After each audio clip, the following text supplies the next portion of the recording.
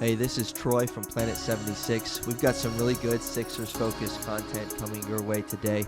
Make sure you subscribe to the pod so you can be in the know when we release new content. Enjoy the show. Welcome, everyone, to Planet 76 Podcast. My name is Michael. Troy is here as well. The Sixers Are not here. You saw the game. If you watched the game,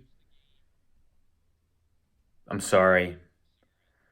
If you didn't watch the game, you made a better choice with your Sunday. Episode 146. What is this? Seven. I never get it right. Close. I never You're always get it close, right. though. Make sure you guys follow us on Instagram, subscribe on YouTube. If you're on Facebook, hit us with a follow. Me and Troy were texting before this, kind of just talking like, hey, when do you want to record? I told him I'm not going to have a lot to say, and this rings true. I don't have much to say. I don't know how long this episode is going to be, but I can guarantee you that my contributions will be short. I don't have much to say. There isn't much to be said, quite in my opinion, quite frankly. Troy, you might feel a little different, but I don't think there is much to say. I think it's pretty straightforward as to what went down today. I'm just gonna kick it to you, man. I'm still very scatterbrained from seeing what I did today. So if you want to kind of bring us in a little bit. Yeah. So I think, obviously, we're recording late Sunday night, so we had a little time to process. One of the bad things about like a day game is you do have all that time, like, before the day ends. It's like, a 7 p.m. tip, a couple hours later you're going to bed. It's just eating away at you. But when a game concludes at 3:30 in the afternoon and you have to live with yourself the rest of the day, it's wild. But we've made it to the end of the day almost, and I feel a little bit better than I did, certainly. Part of that, too, I think what helped me today was I had I won't even call it a privilege. I had the misfortune, although it turned out to be a good thing, I guess, for me, of recording the recap of today's game, the Planet 76 5-minute recap. So I got a lot out there, which helped in that, kind of. I mean, my 5-minute recaps are always like 10, but anyway, that kind of helped me. But there's a few things I think to get into, and like you said, I'm sure you'll have something, but 97-92, Sixers fall at home, Game 4. They now trail the New York Knicks 3-1. The biggest thing is like it was a good game for a lot of time, and then the second half of the fourth quarter, what I said is the Sixers just forgot how to play basketball. It was ugly, offense, defense, effort-wise. Yeah. Joel Embiid played the entire second half. In hindsight, that was probably not good, considering he scored 1 point in the fourth quarter. So a lot of stuff like that, but it just sucks. Mm-hmm. And now they're in a big hole. I'm not going to sit here and act like I don't think that. I think they can beat the Knicks 3 times in a row. I really do.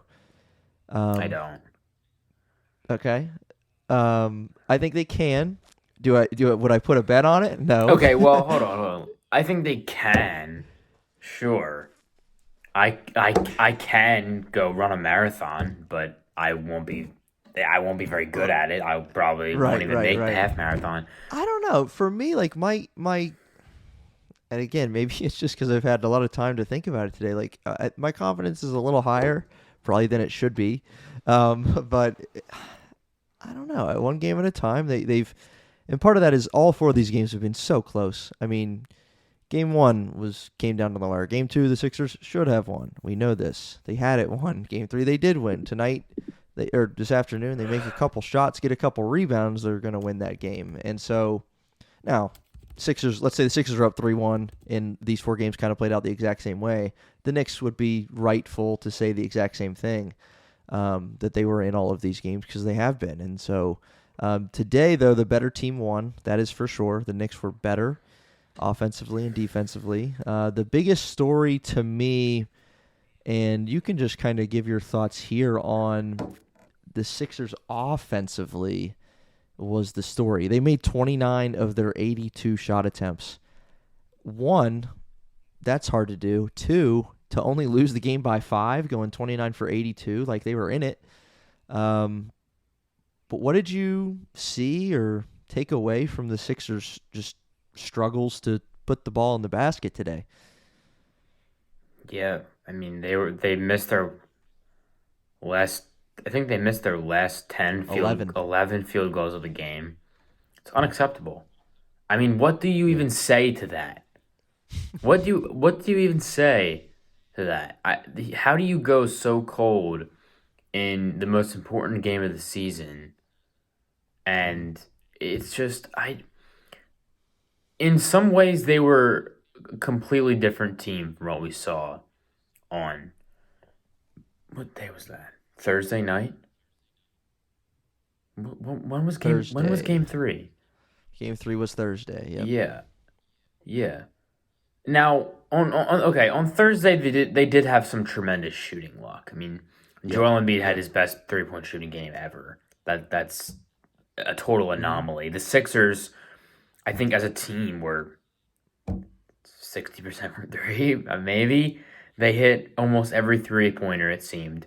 So shooting luck was very much on their side. But at the same time, they were just kind of bricks today. I mean, Tobias Harris was kind of a brick fest today. Thankfully, Kelly Oubre hit his shots today, so that was nice. Maxey didn't shoot particularly well. I think he was 7 for 19, 8 for 19, which is fine. It's not good enough. It's fine. 8 for 21. Never mind. That's horrible. That's 30%. Wait.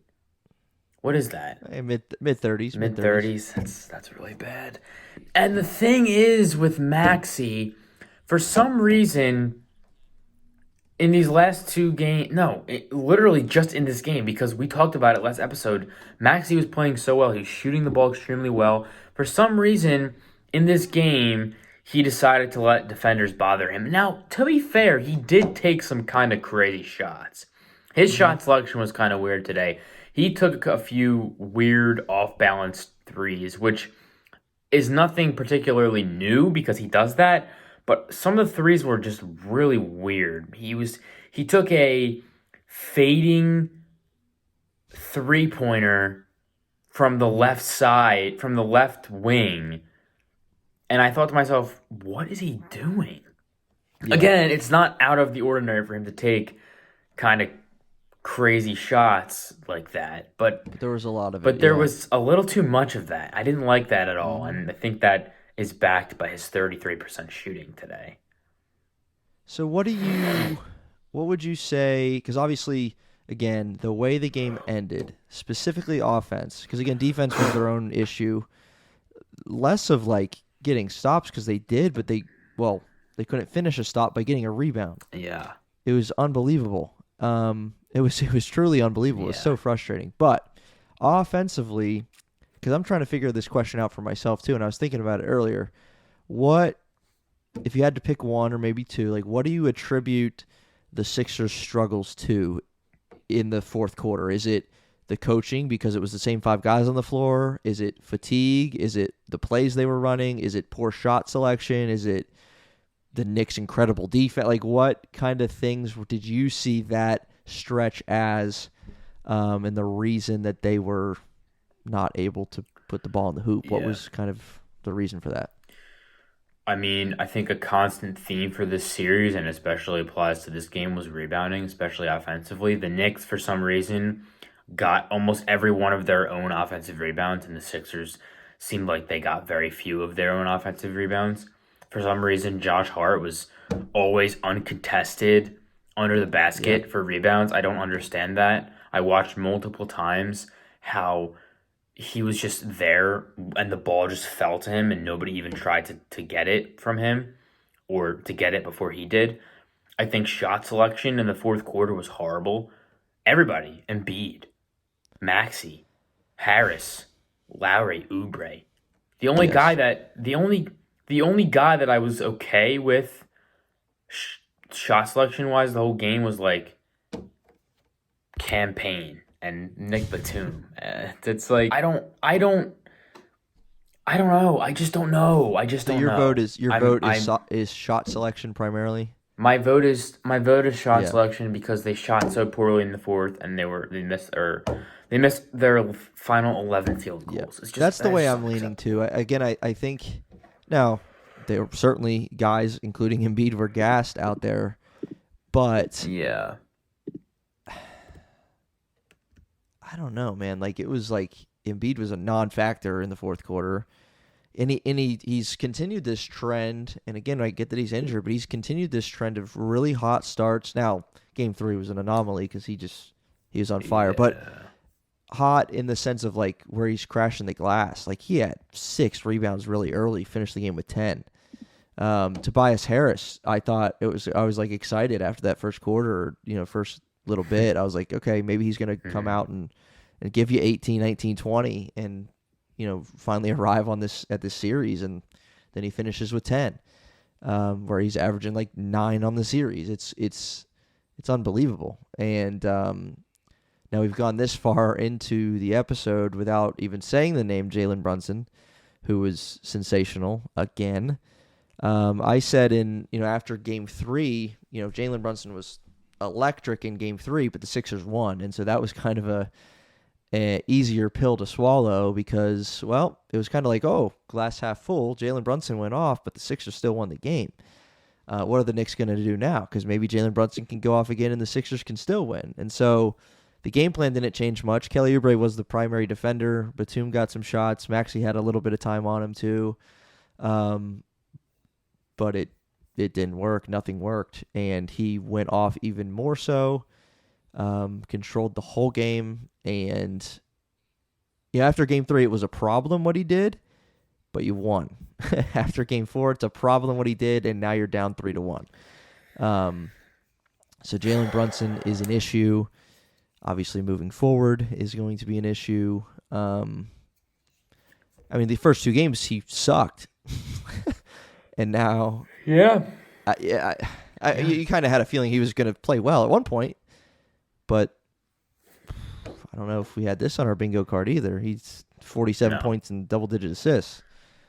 No. What do you do now with that? What do you Because Josh do? Hart didn't score tonight or today, and DiVincenzo struggled early, made a couple threes late, or maybe in the third quarter he got going a little bit. Deuce McBride got a couple threes going in the second half, and some of the supporting cast got going a little bit, but early on, the first 2 games of the series, the story was Josh Hart and McBride and DiVincenzo, those guys, but they're not the story anymore. It's Jalen Brunson now. Your boy Deuce. Yes. The only guy on the Knicks I like. And Anunoby. I don't mind him. But let's talk about, because I talked about this on the recap. So Kyle Lowry's to the free throw line with 8 seconds. Down 4, makes the first, intentionally misses the second, and Tyrese Maxey and Kelly Oubre are sitting there with their hands on their hips. What the heck was that? What the heck was that? That was... I don't even know. The last minute of that game was just a blur for me. I was just so like, I can't believe this is happening. Yep. How is this happening? How do they let this happen? It was like the perfect play, but then you see the exchange between Maxey and Lowry, and Maxey's I didn't know you were going to miss on purpose. And it's like, how does that not get communicated in some way, right? Nick Nurse obviously I don't think I mean, Kyle Lowry's 38. Maybe he's like, I'm just going to do this myself. But like Batum and Embiid knew because Batum tapped it out beautifully. Yeah. So I'm thinking Nick Nurse knew, and Tyrese Maxey is close to Nick Nurse because he's in the backcourt. Just yell as loud as you possibly can. Yell for Tyrese. Call him over. Say he's going to miss this on purpose. Be ready, because it was so perfectly hit to the middle where Tyrese was, and he's standing there with his hands on his hips. I mean, you get that ball, you can chuck up a three or find someone that's going to be, everybody's going to be scattering with 7 seconds. You get a three to tie it somehow after the chaos, and yet you don't get the ball because no one knows the freaking play. Like, that's insane. That's insane, and that's just kind of a, I mean, well, someone would have missed the shot, and they would have went 0 for 12 to end the game, but let's be honest. But that was, like, mind-blowing to me that an NBA team isn't on the same page about what their plan is on a free throw. Anyway, that's my rant for the second time today about that. They're down 3-1. They go to New York on Tuesday. Embiid's coming off 2 games in a row where he's played 40-plus minutes. I mean, I guess we kind of got to get into it. What do we do now? What do you do now? I just don't know. You mean what do we do about Embiid, or just the series? Like, how can how can they right the ship? Can they right the ship? I think we're both still kind of just on paper. Like, I would still be confident to say that the Sixers should beat the Knicks in a 7-game series if it was like, but they're down 3-1. Like, I don't know, man. It's like, what do you do now? How can they? Do they go to try and contain Jalen Brunson? Do they just be content with letting him go off and trying to shut everybody else down? Does Ricky Council get a minute? Like, what do you do? It's over. Yeah. I hate to say that because I always get so mad when people act like this team sucks and the Sixers are trash and acting like them losing is the end of the world. But at the same time, they're down 3-1 in what is probably going to be the defining playoff run of the Joel Embiid era, or what could have been the defining run of the Joel Embiid era is now going down the toilet because they just, I don't know, because they sold. This whole team just decided they didn't know what they were doing, and come the last few minutes of the fourth quarter, forgot how to shoot the ball. They forgot how to make shots. Oh my gosh. There's nobody to blame but themselves. Everybody wanted to blame the refs after game 3. Okay, after game 2, okay, yeah, I get it. But at the same time, nobody else stepped up outside of Embiid and Maxey. Yeah. Game 3, everybody steps up. Obviously, Embiid is 50, which is, I mean, we didn't even talk about that. I know, right? I don't even want to talk about that. I'm just, I give up.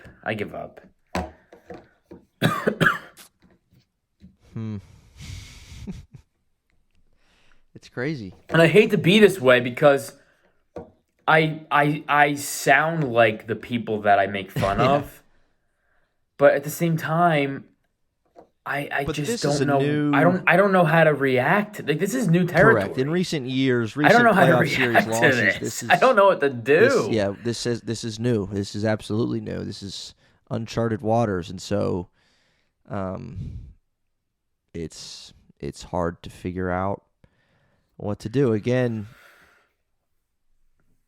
the glass half full in me says, well, all 4 of these games were close, and because it'd be a different story if there were 3 complete blowouts, but they're not, and I don't know. I'm trying to convince myself that they can do it. There is some positive, like you said.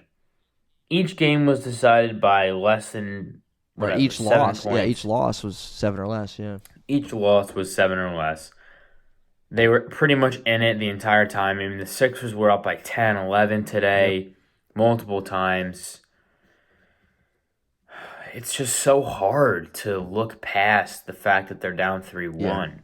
Because historically speaking, the teams that are down 3-1 always lose. Obviously, with the exception of LeBron James in Cleveland, And but in a that's team LeBron that Doc James. Rivers is coaching. Correct. Strays. Correct. Strays for Doc. Yes, always. But it's just hard to look past that. It's just hard to be like, oh, yeah, I mean, they have to win 3 games in a row. Yeah. Like, they couldn't even win 2 in a At row. home. Now they have to win 3 or else they're out of the playoffs. Yep. Oh, man. Obviously, heading back to New York, they have a bad taste in their mouth from Game 2, which they gave away. And it's the most cliche thing ever, but one game at a time and try and get this thing back to Philadelphia. Sixers against, it was 2-2 heading back to Boston last year, and Sixers absolutely dominated Game 5 in TD Garden. And we know the rest of the story where the Sixers gave it away in Game 6 and then got crushed in Game 7 back at Boston. But we'll see.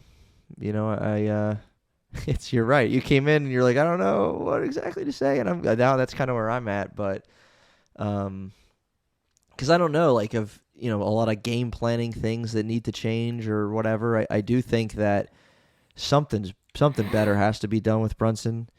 Now he made some tough shots tonight, but you can't give him 47 and 10 and expect to win. So something's got to change there. And you got to make shots. I mean, it's a really, if you simple it down as much as you possibly can, if you go 29 for 82, you're not going to win a lot of games. Somehow they only lost this game by 5, shooting 35%. And the Knicks didn't shoot particularly well either, but 15 offensive rebounds. I said earlier, I think like 13 of those came in the fourth quarter. Like, it felt like it. It was a collapse, and you hate to see it. One, you hate to see it at home. 2, you hate to see it, as you said, in the biggest game of the season.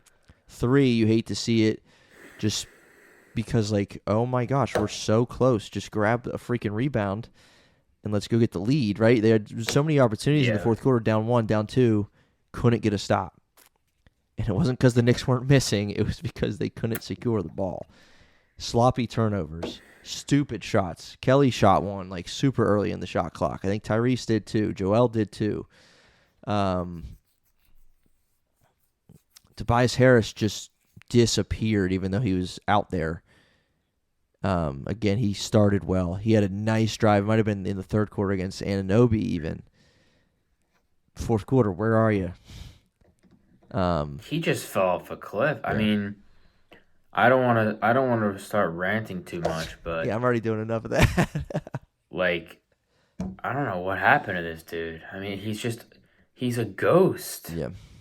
It's like he's not even on the floor sometimes. I don't understand what happened to him. And that's how I felt down the stretch about everybody almost. Like, it was like one guy would get it and chuck up a 3. And then you head back on defense, or you throw a pass and you throw it out of bounds, and it was just it was a nightmare. It was a mess. You couldn't have played worse down the stretch, and they lost. I don't know. I don't know if there's I'm trying to look at the largest lead. Knicks' largest lead was 6. They finished the game with a 5-point victory. The Sixers' largest lead was 12. I don't see like amount of time leading the game as a stat on the site I'm on right now, but like I imagine the Sixers certainly led that a big chunk of the game. They've led for most of this series and are down 3-1.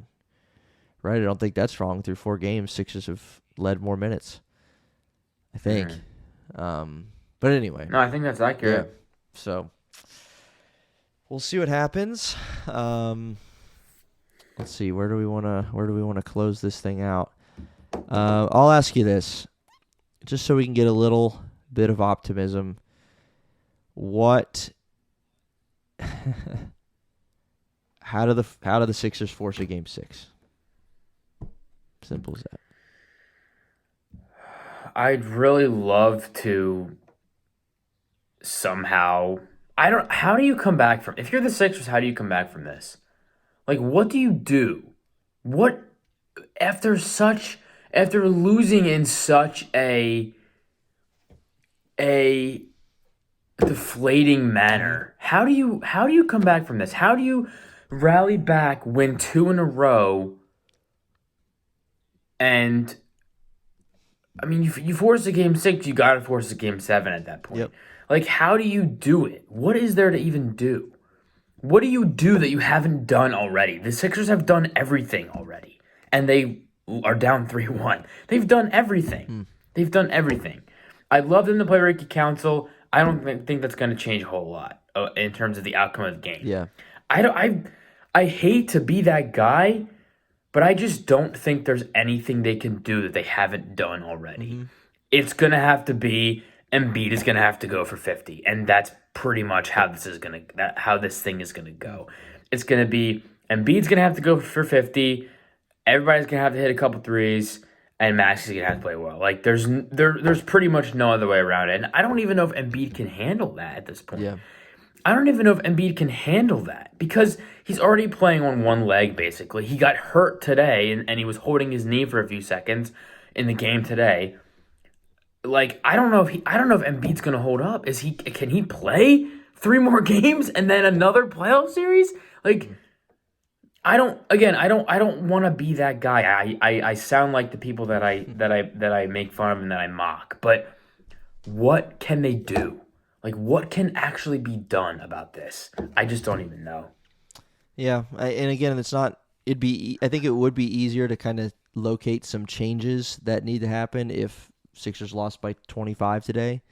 But because they were there and led most of the game, and it is kind of hard to pinpoint those things. And I mean, I will say, like, to your point, like, they have made adjustments. They have tried different things, gone with different looks. I mean, Campaign, shout out to him for his Game 3 performance and even giving a little spark today. I think that'll continue. Buddy Hield hasn't played, and, you know, they're doing things. But you're right. Like, what more can you do besides what you're doing? And so hope it's just, again, you're not gonna win the game making 29 of 82 shots. So again, as deep as we can go into this, sometimes the simpler answer suffices in the sense that you don't make shots, you don't win the game. And they have had decent looks. I mean, I don't want to completely discredit the Knicks defense, but because they have played well, and they did play well in that fourth quarter, but Sixers did them some favors by taking the shots that they were and not moving the ball enough. So anyway, all right, Michael, anything else? No, I don't. I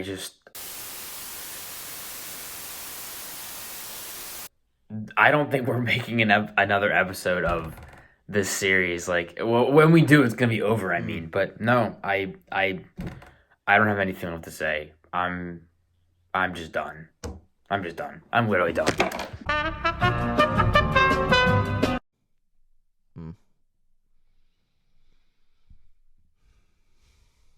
Well,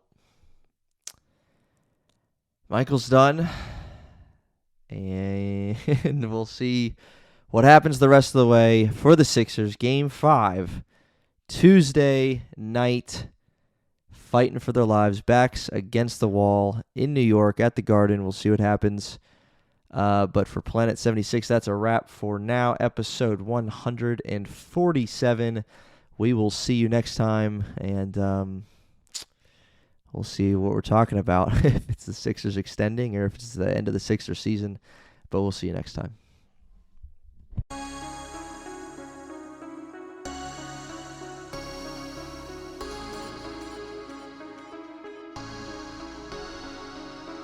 You just listened to an episode of the Planet 76 podcast. Hey, we appreciate you joining us for this episode. Whatever platform you're on, why don't you hit that subscribe button for us, and we'll see you next time.